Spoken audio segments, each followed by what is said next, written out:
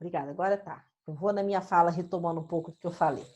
Então, esse sujeito, né, o estudante, ele tem na instituição de ensino superior, vamos colocar assim, uma projeção muito perto da totalidade, como se tudo da vida dele dependesse dessa instituição. Esse sujeito ele tende a ser muito mais agredido pelos processos de mudança que a instituição possa vir a passar. Ele tende a responder com muita agressividade a toda e qualquer oscilação, né? Porque uma parte muito grande ou total dele está imersa ali. Então, se alguma coisa der errado, ele sente a sua vida toda abalada, né? Ele sente o abalamento muito sísmico, vamos colocar assim, né? Qualquer coisa der errado, até talvez a vida profissional, né? A gente sabe que nem todo mundo que se forma vai ser super bem sucedido. Não é isso, depende de uma série de fatores, não é só do diploma. Sucesso na vida não é determinado só por diploma, né? Isso é um dos fatores que pode representar o sucesso na vida de alguém. Não saber disso, quando vir, né, de alguma forma, vão colocar uma frustração em cima disso, o sujeito ele tem um abalo e uma dificuldade muito grande de repensar, né, de se reorganizar, né, de ver uma outra direção, né, ele realmente desaba. Então, isso seria uma forma adaptativa e não uma forma integrativa. A forma integrativa é quando eu deposito parte na instituição e não o todo. E tenho muita consciência de que parte é essa. Isto é, uma adaptação é uma submissão à alienação, a qual exige uma homogeneização máxima do sujeito. O que é homogeneização? É todo mundo igual, todo mundo parecido, né? E não consegue demarcar a subjetividade, demarcar justamente a criatividade, né? Aquilo que é próprio. Vou ficar aqui no exemplo de estudante de curso superior. Vou insistir um pouco nesse exemplo, que eu achei que ele é bem pertinente. O que seria essa submissão à alienação, né? Eu assumir um discurso que é do grupo, eu assumir um discurso que é da classe, né? E não me permitir ter uma crítica. Será que esse pensamento é meu? Será que realmente é isso que eu quero bancar? É isso que eu quero assumir para mim? Né? E o sujeito ele vai se homogeneizando, ele vai ficando parecendo com aquele grupo, com aquele todo, e ele se perde no meio daquilo ali, né? E se integra não, se adapta, se submete de uma forma tão diluída que você não sabe mais perceber as subjetividades. E aí, onde que a consequência vem? Lá na frente. Por quê? Isso funciona até no dia que você formou. Depois do dia que você forma, esse grupo se dissolve. Né? Ele pode continuar sendo um grupo de amizade. Aqui está o que eu achei. Ai, peraí que o Google me identificou minha voz aqui. Esse grupo se dissolve, né, enquanto um grupo de sustentação, e aí o sujeito tem que ir sozinho e ele não sabe. Ele não usou desse lugar na instituição de ensino para criar autonomia, não fez projetos próprios, não caminhou os terrenos áridos que ele poderia ter feito para desenvolver alguma habilidade, né? Ficou ali em torno de uma submissão, de uma dependência, de uma codependência. Ficou claro esse exemplo? Foi possível entender? Qual o efeito disso?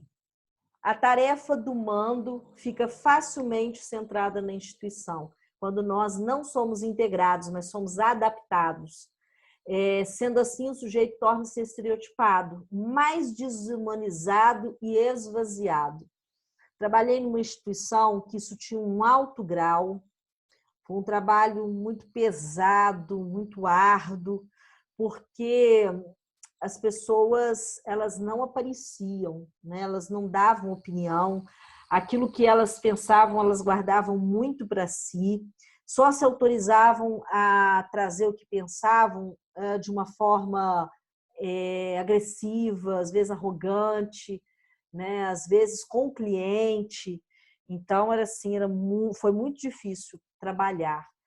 nesse lugar, exatamente por essa desumanização, né? Esse esvaziamento, né, de condição de pensamento, né, de apropriação de ideias próprias. Assim, temos a ordem na qual, eu achei isso aqui muito pertinente. Como é que funciona na maior parte das vezes? O homem pertence à instituição, né?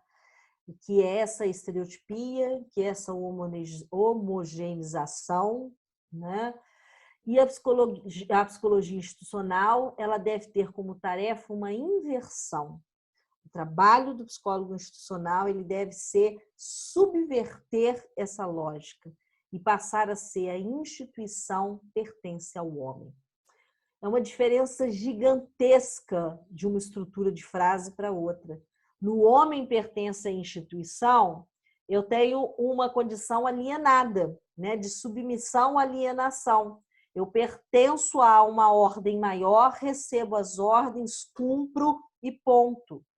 Quando há uma subversão disso, a instituição pertence ao homem, aqui é quando há a compreensão de que nós podemos mudar as coisas, que nós podemos deslizar mudança, né? Que nós podemos nos libertar, né? E isso não nos torna frágeis nem vulneráveis, né? Mas isso faz com que o poder humano deslize, né? Vamos colocar para baixo, né? Para as cadeias de baixo, né?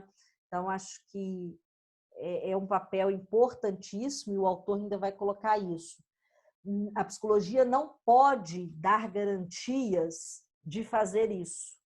Não é que o psicólogo institucional vai entrar na instituição e ele vai garantir que ele vai conseguir essa inversão. Nós não temos a garantia para dar. Mas ele diz assim, eu acho muito assertivo. Sem o psicólogo, isso não é possível. Ele não fala o psicólogo, ele fala a psicologia. Sem a psicologia, isso aqui não é possível. Né? A psicologia social, a psicologia institucional, a psicologia, né, seja clínica, tem que haver a ação da psicologia, porque só podemos subverter essa ordem, o homem pertence à instituição, para a instituição pertence ao homem, através da conscientização, né? Através do processo do sujeito se refletir, se repensar. E é a psicologia o lugar e o método para isso acontecer. Deixa eu só ver aqui se eu estou longe. Estou não.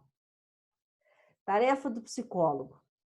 O enquadramento é institucional, mas a técnica é grupal, né? O que é isso? Enquadramento é institucional. A gente trabalha com o todo, né? A gente trabalha com essa...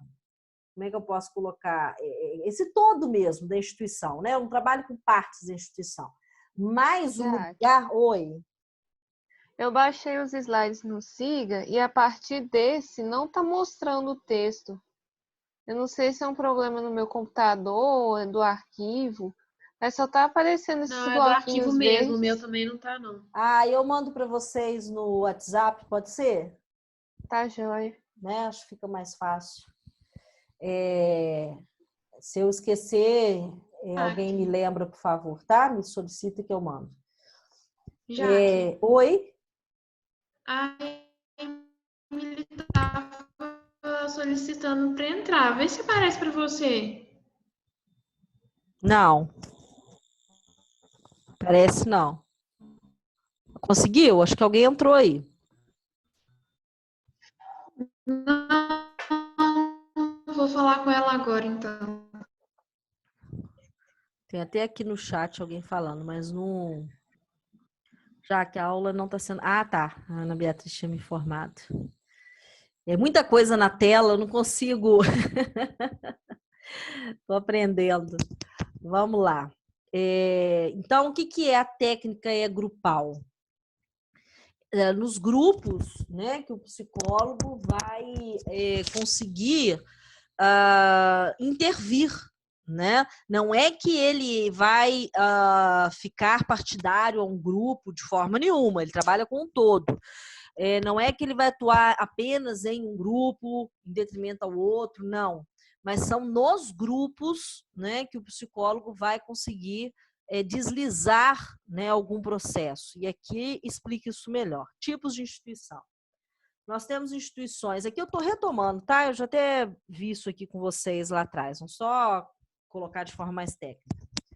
Os grupos primários podem ser formalizados ou estereotipados, ou podem ser saudáveis, né? Predomina a identificação projetiva, déficit na diferenciação, identidade de seus membros, sentimento de pertença forte, porém débil na tarefa, que se vê facilmente comprometido em situações conflituosas, fortemente emocionais. A gente chama esse grupo primário de sujeitos com personalidade sincrética, ok? E um exemplo é a família, né? Mas pode ser o trabalho, pode ser a escola, pode ser a religião, pode ser qualquer um outro, mas a família, ela é por essência. Grupo secundário. Tem grau de dinâmica elevado, isso é, são mais independentes, conseguem diferenciar suas atuações nas várias instituições, tendem a não cair na estereotipia, mas podem regredir ao nível primário em momentos de tensão, que, se são dinâmicos, pode ser produtivo. O que é importante a gente falar aqui? Lembra que eu falei que todos nós temos os dois traços na personalidade? Tanto esse mais maduro quanto esse mais imaturo, que é o sincrético, né? E ninguém é o tempo todo maduro, né? Pode ser o tempo todo sincrético? Pode. Mas o tempo todo maduro ninguém é. A gente dá umas deslizadas, né? A gente regride a estágios infantis, né? Emocionalmente falando. Como, por exemplo, quando um bicho aparece e a gente faz um chilique, né? Isso é a gente ter uma regressão, como se fosse uma criança, né? Momentos que a gente faz chantagem emocional e por aí vai. Poderia aqui desencadear uma série de processos, né? Quando a gente chora e depois a gente olha, por que eu chorei desse jeito? Qual foi o motivo?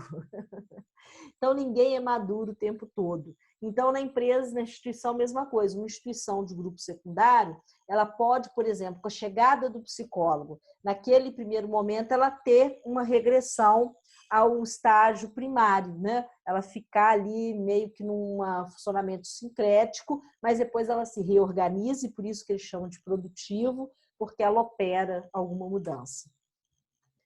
E para a gente terminar,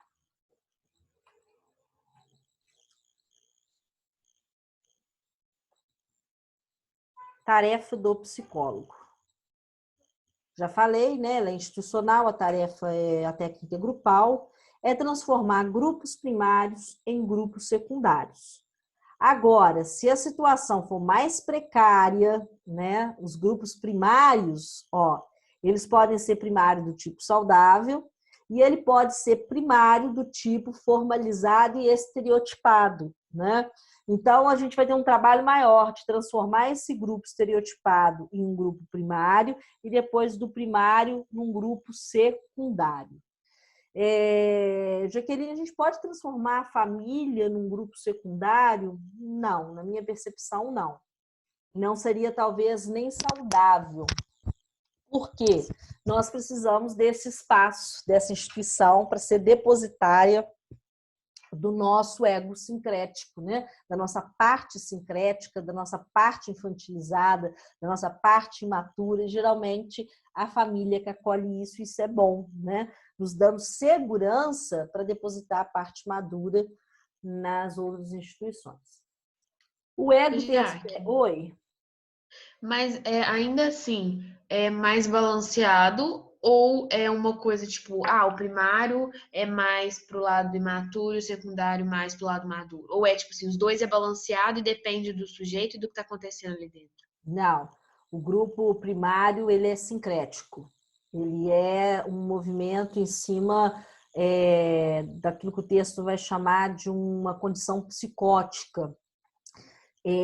Uma coisa desorganizada, sempre a culpa, o que é psicótico, né? Sempre a culpa é de um externo que vai me desestruturar, é mais que desestruturar, tá faltando a palavra aqui, mas é me abalar, desintegrar. Achei a palavra, né? É sempre um externo que vai me desintegrar. Isso é um movimento psicótico próprio do ego sincrético, né? Se isso aqui der errado, minha vida acabou. Então, o grupo primário ele tem essa característica. E o grupo secundário ele é um grupo mais organizado, que suporta, né, mais essas mudanças e consegue se colocar. Para o que eu vou fazer se isso vier? Né, que vir, perdão. Como que eu vou me ajeitar diante dessa novidade? Agora, a diferença é que o grupo primário, embora ele seja sincrético, ele pode dar espaços para as subjetividades, não um grau muito grande, mas pode dar.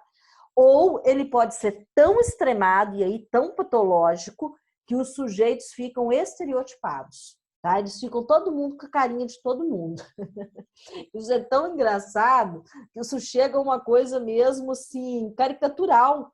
Tem família que todo mundo anda do mesmo jeito, todo mundo fala do mesmo jeito. Se tiver uma semelhança física, você não sabe com quem você está falando. Né? Não dá espaço para os sujeitos a despontar de forma alguma. Eu respondi? Respondeu sim, deu para entender. Tá. Valeu. Ok. Qual irá sobressair é do sujeito para sujeito e pode alternar de acordo com as circunstâncias. Né? O que é isso? Todo mundo vai ter um lado sincrético, um lado amadurecido, mas vai ter um que vai ser mais forte, né? E aí isso é de sujeito para sujeito, circunstância para circunstância. Por isso precisamos de instituições que correspondam aos dois aspectos do ego, né? Já coloquei. Né, tanto as instituições primárias, de grupos primários, perdão, e instituições de grupo secundário, ok? Dúvidas, perguntas, questionamentos, exemplos? Não? Eu acho que à medida que a gente tem caminhado, pelo menos a minha sensação é essa, com a construção da disciplina, é que vai ficando cada vez mais palpável, né, de que é a psicologia institucional, vai diferenciando ela das outras atuações, vai delimitando o que é esse objeto de trabalho, né? Se atentem muito a isso, né? E se tiver ainda confuso, me perguntem, me questionem, né? Que a gente passar de uma institucional 1 para uma institucional 2, vocês precisam estar com isso muito entendido, né? De que é o campo de atuação da psicologia institucional, qual que é o objeto de trabalho dela, né? Qual que é o método de trabalho, por isso que eu estou insistindo tanto nisso. Semana que vem nós vamos passar por algumas instituições em específico, nós vamos ver a empresa, nós vamos ver o hospital e vamos ver mais um negocinho em relação a isso, que eu não estou lembrando o que é. Mas aí a gente vai passar, tá, por essas instituições em específico. O hospital é bem interessante para a gente entender esse lado sincrético. E no mais é isso, está encerrado. Uma boa noite para vocês, tá bom? Uma ótima semana. Ô, Jaque, depois você manda pra gente o PowerPoint e aí eu mando para os meninos. Tá, vou fazer joia. agora mesmo, enquanto eu estou encerrando aqui, para eu não esquecer, tá? Beleza. Falou, tchau.